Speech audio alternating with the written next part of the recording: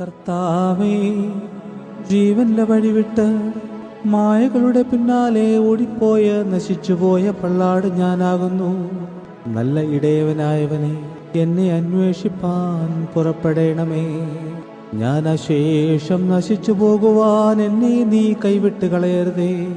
പിന്നെയോ ചുങ്കക്കാരനോടുകൂടെയും പാപിയായ സ്ത്രീയോടുകൂടെയും ബുദ്ധിയുള്ളവരായ കന്യകമാരോടുകൂടെയും നിന്റെ ആട്ടിൻകൂട്ടത്തിൽ എന്നെ എണ്ണി നിന്റെ മണവറയ്ക്ക് പ്രവേശിപ്പാൻ എന്നെ യോഗ്യനാക്കണമേ.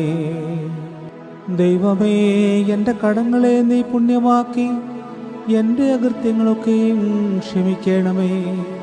എന്തെന്നാൽ ഞാൻ പാപം ചെയ്ത് നിന്നെ കോപിപ്പിച്ചു.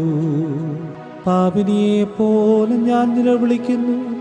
മനുഷ്യരെ സ്നേഹിക്കുന്നവനായ കർത്താവേ, മഹത്വത്തിൽ നീ എഴുന്നള്ളി വരുമ്പോൾ നിന്റെ പരിശുദ്ധന്മാരുടെ കൂട്ടങ്ങളുടെ ഇടയിൽ നിന്റെ കൃപയ്ക്ക് സ്തുതി പാടുവാൻ എന്നോട് കരുണ ചെയ്യണമേ. മുടിയനായ പുത്രന്റെ സാദൃശ്യത്തിൽ വ്യസനത്താൽ ഞാൻ നിലവിളിക്കുന്നു. എൻ്റെ പിതാവേ, കൃപ തോന്നി എന്നോട് കരുണ ചെയ്യണമേ. സ്വർഗത്തോടും നിന്റെ തിരുമുൻപാകെയും ഞാൻ പിടിച്ചു. കൂലിക്കാരനെ പോലെ എന്നെ കൈക്കൊള്ളണമേ. നിന്റെ ഭവനത്തിൽ അടിയാനെ പോലെ ഞാൻ ആയിക്കൊള്ളാം.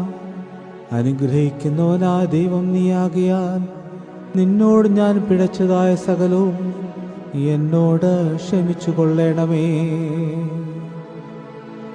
ഞങ്ങളുടെ കർത്താവേ, മരണത്തിൽ നിന്നെക്കുറിച്ചുള്ള ഓർമ്മയില്ല. പാതാളത്തിൽ നിന്നെ സ്തോത്രം ചെയ്യുന്നവൻ ആരാകുന്നു എന്ന് കേട്ടപ്പോൾ ഞാൻ ഭയന്നു. ഇതിനാൽ എൻ്റെ പൂർണ്ണ ഹൃദയത്തോടെ താൽപര്യത്താൽ ഞാൻ നിലവിളിക്കുന്നു.